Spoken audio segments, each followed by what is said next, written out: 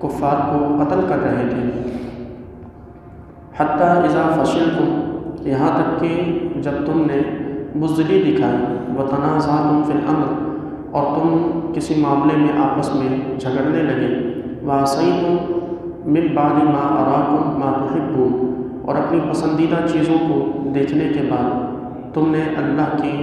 رسول کے حکم کے معاملے میں اختلاف کیا اور رسول اللہ کی نافرمانی کی۔ منکم من یرید الدنیا، تم میں سے کچھ لوگ ایسے تھے کہ جو دنیا چاہتے تھے، ومنکم من یرید الآخرہ،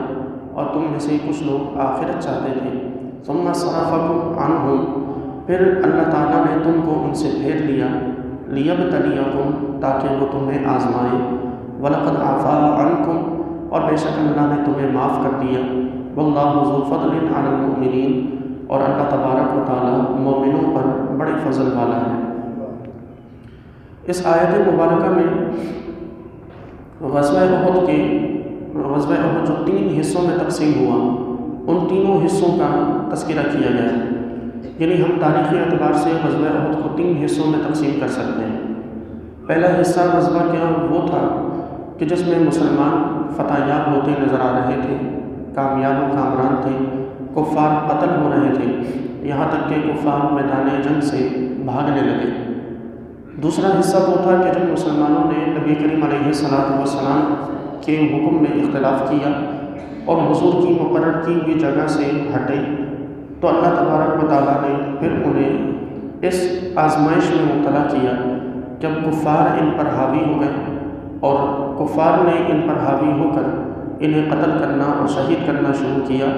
اور اس کے بعد 70 کے قریب صحابہ کرام شہید کیے گئے۔ تیسرا حصہ غزوے کا وہ ہے کہ جب غزوے کے اختتام کے بعد نبی کریم علیہ السلام کی حفاظت کا معاملہ تھا، اور اس وقت تقریباً 14 یا 15 صحابہ کرام صرف حضور کے ساتھ حضور کی حفاظت کے لیے موجود تھے،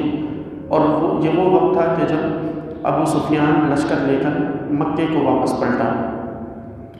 ان 3 حصوں میں سے پہلے حصے میں رب نے فرمایا کہ ہم اپنا وعدہ پورا کر چکے تھے، ہم نے اپنا وعدہ پورا کیا کہ تم کامیاب تھے، تم کفار کو مار رہے تھے اور کفار میدان جنگ کو چھوڑ کر بھاگ رہے تھے، لیکن پھر تم نے نبی کریم علیہ السلام کے حکم کی نافرمانی تم سے ہوئی، اور اس نافرمانی کی وجہ سے ہم نے وہ جو مدد تھی وہ مدد واپس لی اور تمہیں آزمایا، اور آزمائش میں ایسے مبتلا کیا کہ پھر کفار کے ہاتھوں تم قتل ہونے لگے اور تم پر مشکل وقت آن پڑا۔ تو اس مشکل وقت میں جو لوگ ثابت قدم رہے یقیناً وہ بڑے اجر والے ہیں، اور یہ وہی لوگ ہیں کہ جو حضور کی حفاظت کے لیے موجود تھے، 14 یا 15 صحابہ کرام، اور باقی بھی فضیلت والے ضرور ہیں، لیکن وہ ان 14 یا 15 کے مقابلے میں ہرگز افضل یا برتر نہیں ہو سکتے۔ یہاں یہ بھی بات یاد رکھیں کہ اللہ تبارک و تعالیٰ نے فرمایا کہ منکم من یرید الدنیا، تم میں سے کچھ لوگ دنیا چاہتے تھے۔ رہی بات یہ کہ یہ کلام صحابہ سے ہو رہا ہے، بات صحابہ کرام سے کی جا رہی ہے، اور غزوہ احد میں صحابہ کرام ہی تھے، ان سے کہا جا رہا ہے کہ تم دنیا چاہتے تھے۔ اب آج کا کوئی بھی شخص جو صحابہ کا بغض اپنے دل میں رکھے، وہ اس آیت کو دلیل بنا کر یہ ضرور کہہ سکتا ہے کہ صحابہ کرام دنیا کی محبت میں مبتلا تھے، جبکہ حقیقت یہ ہے کہ صحابہ کرام دنیا کی محبت میں مبتلا ہرگز نہیں تھے۔ یہاں جو مال غنیمت کی طرف جو آگے بڑھے، نبی کریم علیہ السلام کی بتائی ہوئی جگہ سے ہٹے اور مال غنیمت میں کو آگے بڑھ کر اٹھانے لگے، تو یہ تمام کا تمام بھی اس وجہ سے تھا کہ صحابہ کرام یہ چاہتے تھے کہ حضور اکرم علیہ السلام کی بارگاہ میں زیادہ سے زیادہ مال غنیمت پیش کیا جائے۔ ان کی مال سے محبت کی بات اس وقت کی جائے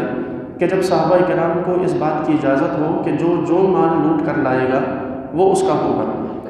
یہ اجازت ہرگز کسی بھی غزوے میں صحابہ کرام کو یا مسلمانوں کو نہیں دی گئی۔ مسلمانوں میں ایک طریقہ ہوتا ہے، اور وہ طریقہ جنگ کا یہ ہے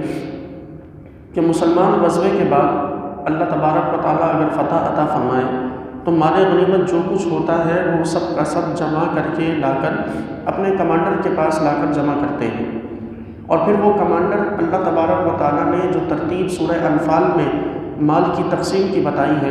اس ترتیب کے مطابق وہ پورے کے پورے لشکر میں تقسیم کر کے اور اس پورے کے پورے مال غنیمت کا 5واں حصہ وہ مسلمانوں کے بادشاہ اور بیت المال کے لیے نکالا جاتا تھا۔ 5واں حصہ اللہ اس کے رسول کا حصہ کہلاتا تھا کہ جو بیت المال میں جمع ہوتا اور وہ غریبوں کی مدد کے لیے استعمال ہوتا تھا، اور باقی جو 4 حصے تھے وہ لشکر میں ہی تقسیم ہوتے تھے، اور لشکر میں بھی پھر لشکر کی ترتیب کے حساب سے تقسیم ہوتے تھے۔ مثلا کوئی شخص اگر پیدل جنگ کرنے والا ہے تو اسے 1 حصہ ملتا تھا، کوئی اگر گھوڑے پر سوار ہو کر جنگ کرنے والا ہے تو اسے اس کا بھی حصہ اور گھوڑے کا بھی حصہ ملا کرتا تھا۔ اس طرح کی تقسیم کی جاتی تھی۔ اب جہاں مسلمانوں کو یہ حکم ہو کہ وہ مال جمع کر کے حضور کی بارگاہ میں پیش کریں، وہاں یہ کس طرح شک کیا جا سکتا ہے کہ یہ مال کے پیچھے دوڑے تھے، جبکہ انہیں حضور کی بارگاہ میں ہی پیش کرنا تھا۔ ایسا تو تھا نہیں کہ ان کے جس کے ہاتھ میں جو آتا وہ اسے لے کر اپنے گھر کو چلے جاتے۔ تو اس لیے لا محالہ ہمیں یہ ماننا پڑے گا کہ یہ اگر مال کی محبت کی جو اللہ تعالیٰ نے بات فرمائی، یہ مال کی محبت بھی اگرچہ نبی کریم علیہ الصلوۃ والسلام کی محبت کی وجہ سے تھی، لیکن اس کے باوجود اللہ تعالیٰ کو یہ بات پسند نہ آئی کہ وہ حضور کے حکم کی نافرمانی کرے۔ نبی کریم علیہ الصلوۃ والسلام نے جس جگہ پر مقرر کیا اس جگہ سے ہٹنے کی جو انہوں نے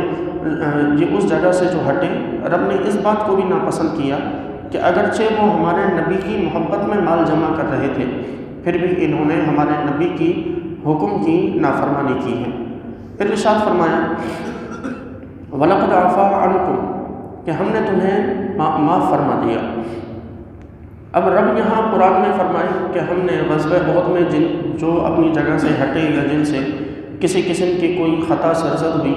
ہم نے انہیں معاف کر دیا، اور قرآن کی یہ آیت ہو کہ ہم انہیں معاف کر چکے، تو یہ کبھی بھی کسی مسلمان کو زیب نہیں دیتا کہ وہ 1300-1400 سال گزرنے کے بعد وہ ان صحابہ کرام پر کسی قسم کا کوئی طعن کرے، کیونکہ رب نے انہیں یہ سند عطا کر دی ہے کہ اس غلطی کے بعد، اس خطا کے بعد ہم تمہیں معاف کر چکے۔ جب اللہ تعالیٰ معاف کر چکا، اللہ تعالیٰ معاف فرما چکا، اور سند کے طور پر وہ الفاظ قرآن پاک میں رب نے ذکر بھی کر دیے کہ قیامت تک آنے والا مسلمان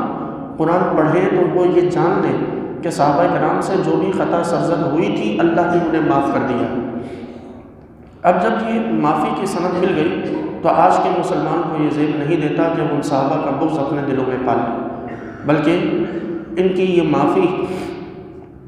ہمارے لیے، ہمیں اس بات پر